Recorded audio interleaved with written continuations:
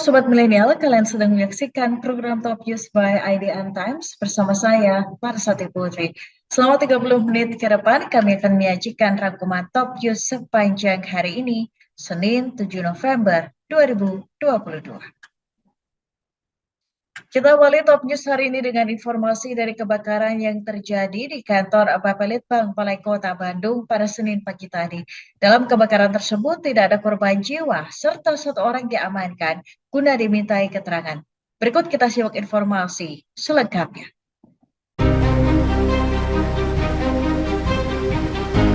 Si jago merah melahap kantor Bapelitbang Balai Kota Bandung pada pukul 10 pagi tadi. Dalam kebakaran tersebut belum diketahui penyebab api yang melahap pada bagian atap dan ruangan gedung Bapelitbang atau yang biasa dikenal dengan Bandung Planning Gallery. Namun menurut salah satu kesaksian yang sekaligus staf dari kantor Bapelitbang menuturkan jika api yang melahap pada bagian atap terjadi cukup cepat. Kebakaran tersebut diduga dari salah satu ruangan yang sedang melakukan pengelasan. Api udah di atas, udah sejengkal saya atap tiba-tiba keluar. Tiba-tiba membesar atau gimana Pak? Nggak membesar, cuman kayak ada suara orang geser barang, retak. Saya nggak tahu pas saya lihat ke atas, udah api. Prosesnya cuma ada 5 menit. tapi dari pengelasan diduga ya Pak? Ya, diduga dari pengelasan. Itu kena buku, kertas atau gimana? Ya, Kena kertas atau gimana? di atap sirap, apa sih atap serabut. Jadi cepat. Itu berarti yang kerjanya berarti tadi yang di bawah itu yang kerjanya? Iya, yang kerja Pak. Pronya ya, mandornya. Oh itu mandornya? Ya, mandornya. Ya, saya Pratama. Pratama. Ya. Sebagai apa Pak? Ya. Sebagai apa? Staf di Bapelitbang. Saya Bapelitbang.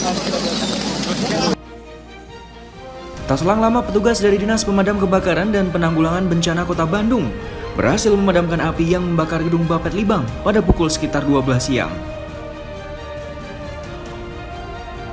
Proses pemadaman api pun tidak mengalami kendala, dikarenakan lokasi gedung yang mudah diakses dan tempat pengambilan air yang terjangkau. Kini pihak kepolisian telah mengamankan satu orang mandor untuk dimintai keterangan bersama barang bukti berupa tabung gas beserta selang gas yang diduga dari penyebab kebakaran.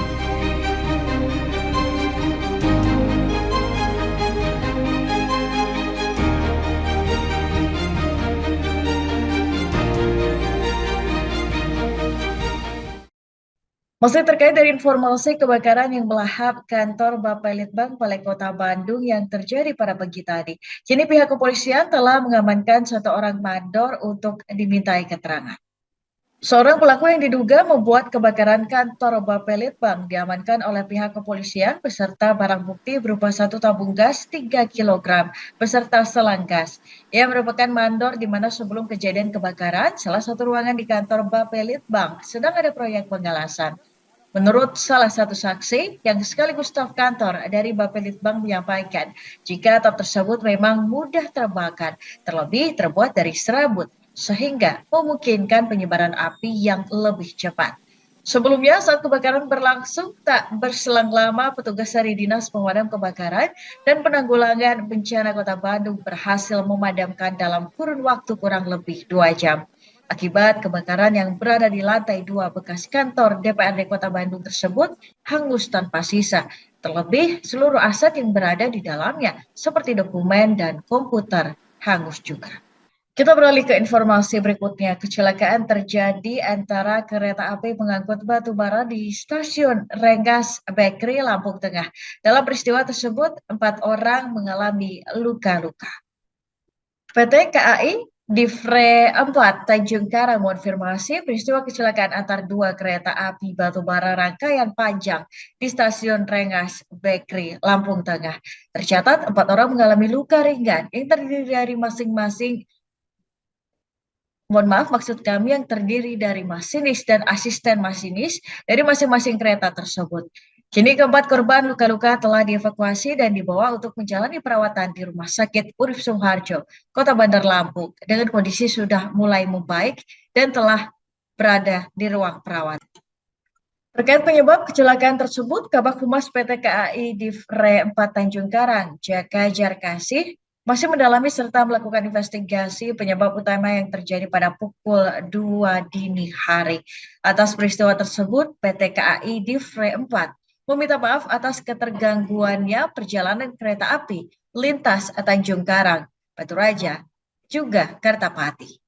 Dalam rangka mengakselerasi proyek Bakauheni Harbor City, PT ASDP Indonesia Ferry Persero terus mengembangkan pembangunan yang ditargetkan selesai pada akhir November mendatang.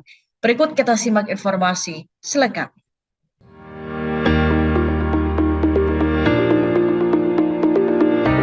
Dalam rangka pengembangan proyek Bakauheni Harbor City, tengah memasuki tahap konstruksi pada area Distrik 1 yang mencakup renovasi Menara Siger, pembangunan fasilitas pendukung, serta pembukaan jalan akses dan parkir area Siger.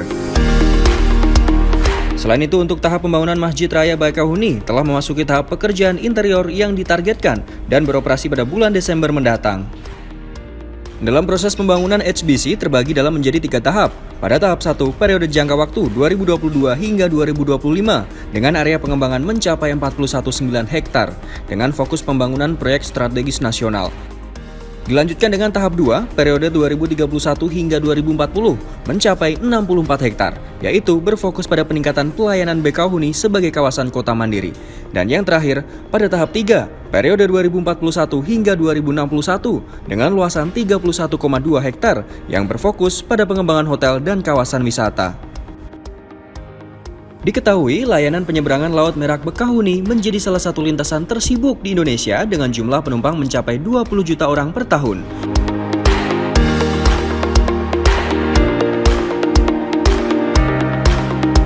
Dengan ditunjang keberadaan jalan tol Trans Sumatera, menjadikan kawasan Bakauheni Harbor City sebagai hubungan pariwisata di Provinsi Lampung dan khususnya Kabupaten Lampung Selatan. Kita beralih ke informasi berikutnya. Terdakwa atas kasus pembunuhan berencana terhadap Brigadir J, yakni Richard Eliezer, Ricky Rizal, dan Kuat Ma'ruf secara bersama-sama menjalani sidang lanjutan dengan agenda pemeriksaan 12 saksi di Pengadilan Negeri Jakarta Selatan. Dalam pemeriksaan ke-12 saksi, diantaranya terdapat ART Ferdi Sambo hingga sopir ambulans yang mengevakuasi Brigadir J. Berikut kita simak informasi selengkapnya. Terdakwa pembunuhan berencana terhadap Brigadir J, yakni Richard Eliezer, Ricky Rizal, dan Kuat Ma'ruf, menjalani persidangan dengan agenda pemeriksaan 12 saksi di Pengadilan Negeri Jakarta Selatan pada pagi tadi. Ketiganya duduk di kursi terdakwa. Richard Eliezer yang duduk di sudut paling kiri nampak bersalaman dengan Ricky Rizal, sementara Kuat Ma'ruf yang duduk di paling kanan justru terdiam tidak melakukan hal yang serupa terhadap Richard maupun Ricky. Adapun 12 saksi yang dihadirkan dalam pemeriksaan kali ini terdiri dari ART Ferdi Sambo, pegawai bank, hingga sopir ambulan yang membawa jenazah Brigadir J. Dalam pemeriksaan tersebut, untuk pertama kalinya Richard Eliezer, Ricky Rizal, hingga Kuat Ma'ruf dipertemukan dalam persidangan dalam momen yang sama.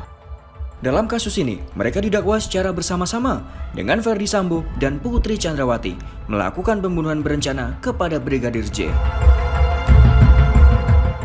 Masih terkait dari sidang lanjutan kasus pembunuhan berencana terhadap Brigadir J. Kali ini sopir ambulans swasta yakni Ahmad Syahrul Ramadan hadir di Pengadilan Negeri Jakarta Selatan pada pagi tadi untuk memberikan kesaksiannya. Dalam keterangan yang disampaikan kepada majelis hakim, ia mengaku terkejut melihat ada jenazah yang berada di samping tangga yang diketahui merupakan jasad dari Brigadir J. Berikut kita simak informasi selengkapnya. Lalu nyampe di titik Sherlock penjemputan itu memang sudah banyak. Lalu saya diarahkan untuk parkir mobil. Lalu saya mobil diarahkan buntut mobil itu masuk ke garasi duluan yang mulia. Lalu sudah saya parkirkan di dalam garasi. Saya turun. Lalu saya buka pintu belakang, turunkan tempat tidur ambulan, dikarenakan di situ ada 2 mobil yang mulia, ada mobil Innova 1 sama Fortuner 1, jadi tempat tidur ambulan saya tidak muat. Lalu saya mengambil tandu sekop untuk alat bantu evakuasi. Itu kan, lalu saya bilang sama bapak-bapak yang ada di lokasi, Pak izin karena nggak muat, ini saya hanya bawa tandu saja. Oh ya sudah mas, nggak apa-apa. Langsung kita masuk ke dalam katanya, langsung masuk ke dalam rumah yang mulia. Kemudian sampai di dalam rumah itu saya kaget karena ramai dan banyak juga kamera. Lalu Mas minta tolong tunggu di situ aja. Saya posisinya di dekat kaca yang mulia. Di kaca, di kalau nggak salah di belakangnya itu ada kolam ikan yang mulia. Saya berdiri di kaca itu, saya diam nunggu arahan, lalu menunggu. Mas minta tolong katanya, langsung dibantu evakuasi. Saya langsung bilang, yang sakit di mana Pak? Ya kan? Ikutin aja Mas, nah lurus saja.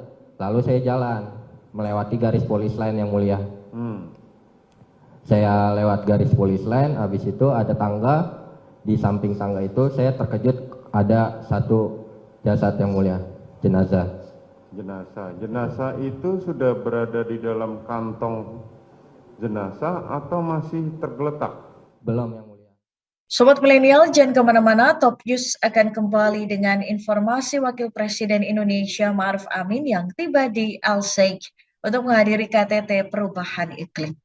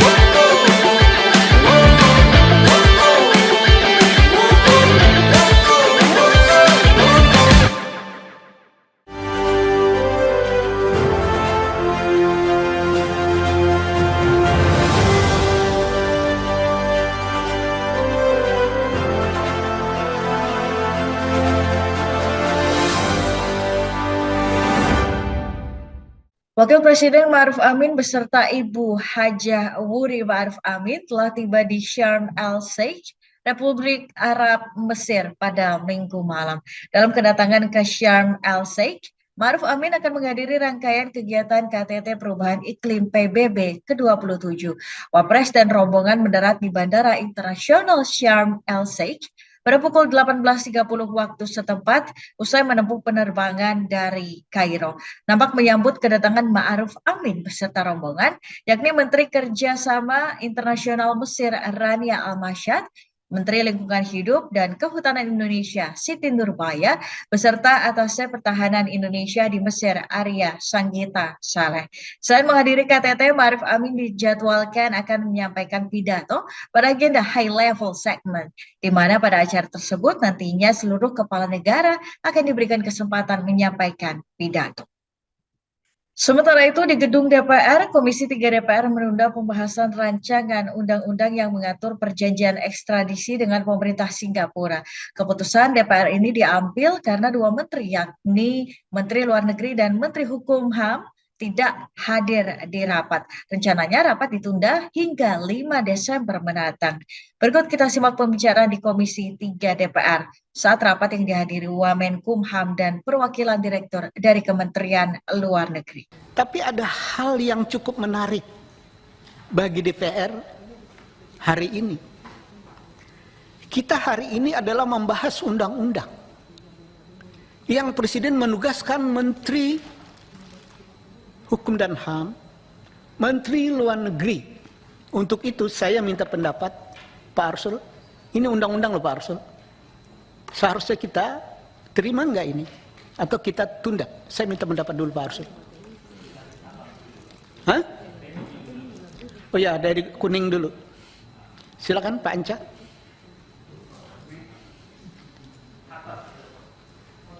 Pak Nurdin nggak?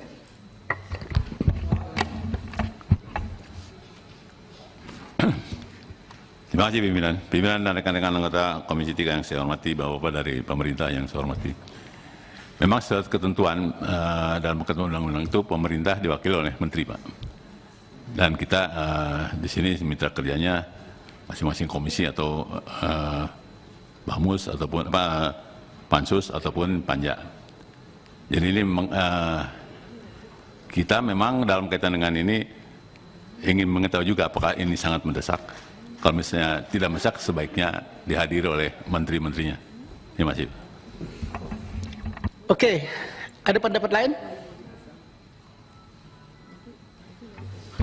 Terima kasih Pak Ketua.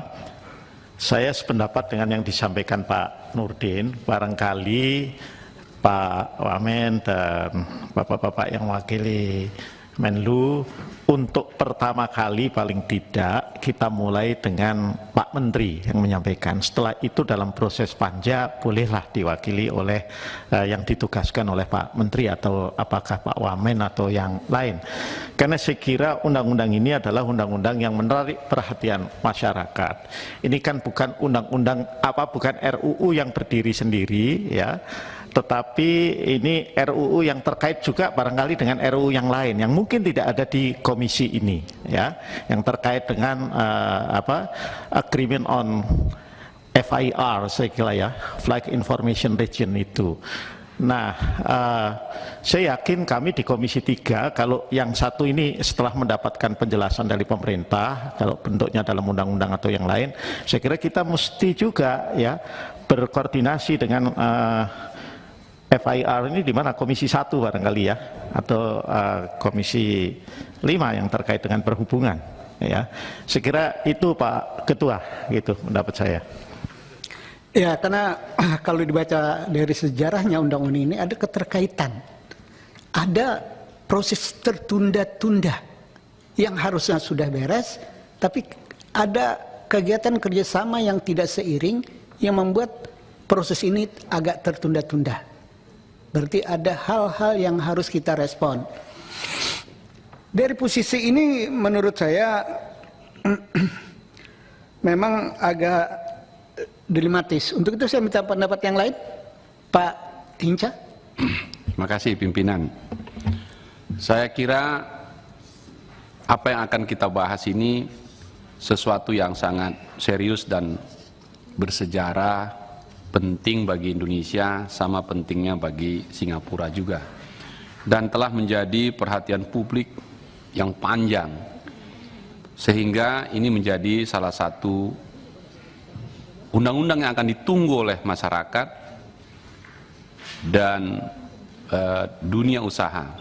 Oleh karena itu, menurut saya pimpinan, karena ini penting sekali, untuk kali pertama sebaiknya pemerintah atau presiden langsung diwakili oleh menteri, memberikan penjelasan yang cukup kepada kita, dan sesudah itu silahkan di tingkat panja kita ikuti dengan pola yang selama ini berlaku.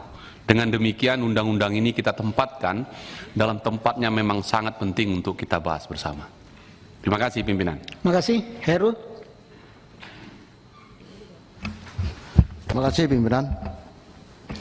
Yang saya hormati pimpinan dan anggota Komisi 3, yang saya hormati Pak Wamen, Wamenkumham dan perwakilan dari Kemenlu.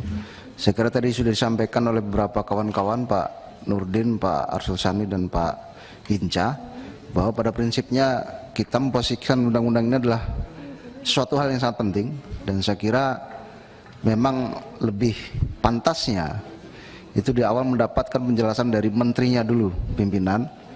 Setelah itu baru kemudian nanti di tingkat panja silahkan diteruskan oleh wakil-wakil menterinya.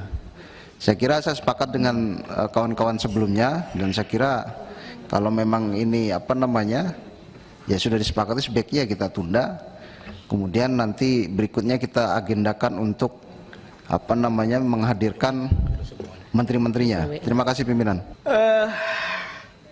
Saya pikir sudah 5 praksi, Pak Wamen, Pak Direktur, bukan kami tidak menghormatin, tapi kan ini undang-undang, ya. Bicara undang-undang bukan bicara tentang Partai Golkar tadi yang mendukung pemerintah, tapi bicara tentang DPR dan pemerintah. Karena ini bicara tentang hubungan pemerintah dan DPR, sudah selayaknya pemerintah yang ditugaskan oleh Presiden hadir pertama kali untuk memaparkan undang-undang ini. Begitu ya kawan-kawan semua. Dengan demikian rapat hari ini kita tunda untuk selanjutnya. Tolong sampaikan kepada Menteri Hukum dan HAM, kami tidak bermaksud apa-apa selain menjaga hubungan kewibawaan DPR berserta pemerintah. Terima kasih. Wassalamualaikum.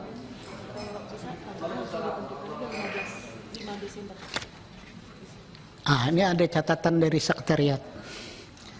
Kalau bisa tanggal 5 Desember. Kalau bisa. Sampaikan ke Pak Loli 5 Desember. Usulan saja dari sekretariat. Demikian, terima kasih. Wassalamualaikum warahmatullahi wabarakatuh. Sobat Milenial, jangan kemana-mana, Top News akan kembali dengan informasi Wakil Presiden Ma'ruf Amin yang mengunjungi Museum Nasional Peradaban Mesir.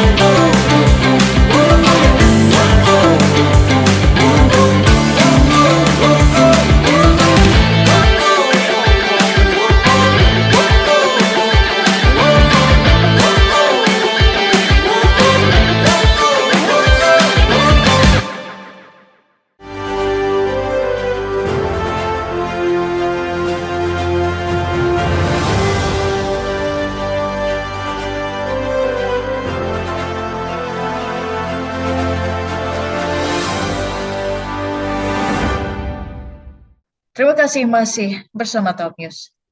Jelang peringatan Hari Pahlawan 10 November mendatang, Presiden Joko Widodo hari ini menganugerahkan gelar pahlawan kepada 5 tokoh nasional. Selain itu, dalam konferensi pers terpisah, Presiden Jokowi juga menegaskan pemberian gelar pahlawan nasional kepada proklamator Presiden Soekarno sudah final dan telah memenuhi syarat. Penegasan ini disampaikan Presiden yang telah mencabut TAP MPRS nomor 33/MPRS tahun 1967. Berikut kita simak pernyataan Presiden Joko Widodo yang disiarkan di channel YouTube Sekretariat Presiden. Hari ini pemerintah menganugerahkan gelar pahlawan nasional kepada tokoh-tokoh yang telah memberikan kontribusi besar kepada bangsa dan negara, yaitu Dr. H.R. Soeharto dari Provinsi Jawa Tengah, KG PAA Paku Alam ke-8 dari Daerah Istimewa Yogyakarta, kemudian Dr. R. Rubini Nata Wisastra dari Kalimantan Barat, dan Haji Salahuddin bin Talabudin dari Provinsi Maluku Utara, serta Kiai Haji Ahmad Sanusi dari Provinsi Jawa Barat. Pada kesempatan ini juga kami akan menegaskan tentang sejarah kepahlawanan Bung Karno yang perlu penegasan, terutama terkait dengan ketetapan MPRS nomor 33/MPRS/1967 tentang pencabutan kekuasaan pemerintahan negara dari Presiden Soekarno.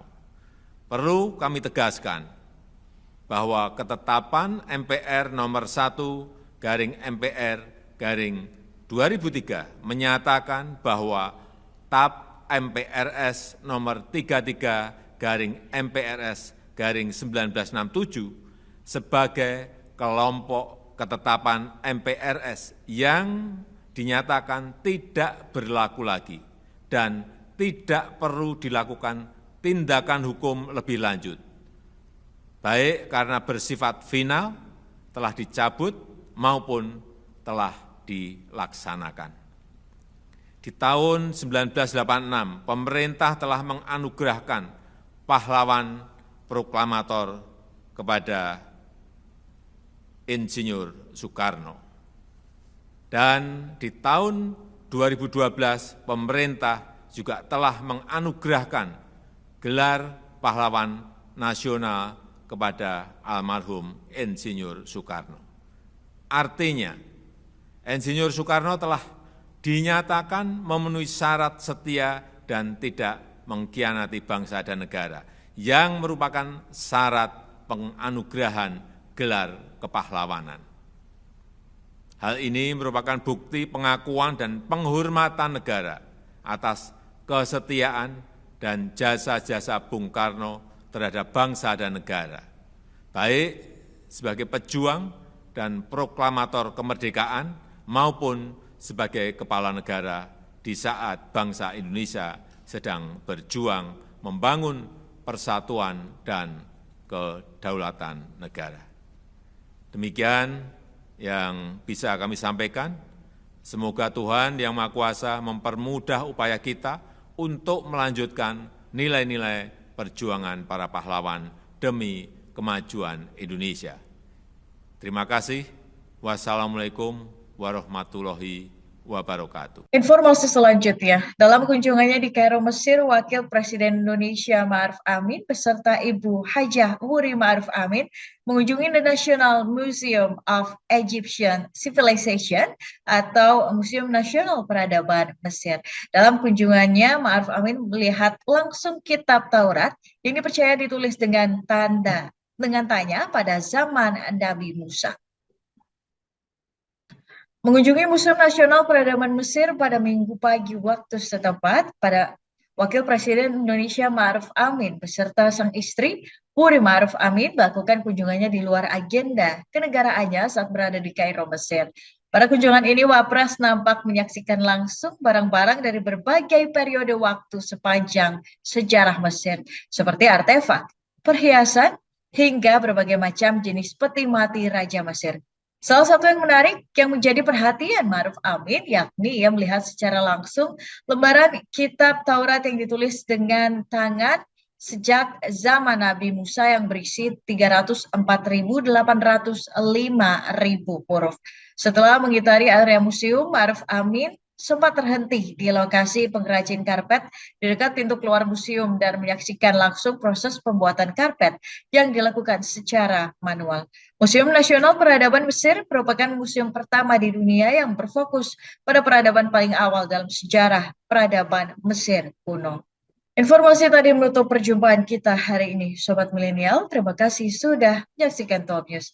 Ikuti terus perkembangan berita-berita terbaru hanya di IDN Times. Saksikan terus Top News by IDN Times setiap Senin hingga Jumat pukul 18.30 waktu Indonesia Barat. Dan jangan lupa untuk mendownload IDN App. Salah Sati Putri bersama tim yang bertugas mengucapkan terima kasih. Terus patuhi protokol kesehatan dan sampai jumpa.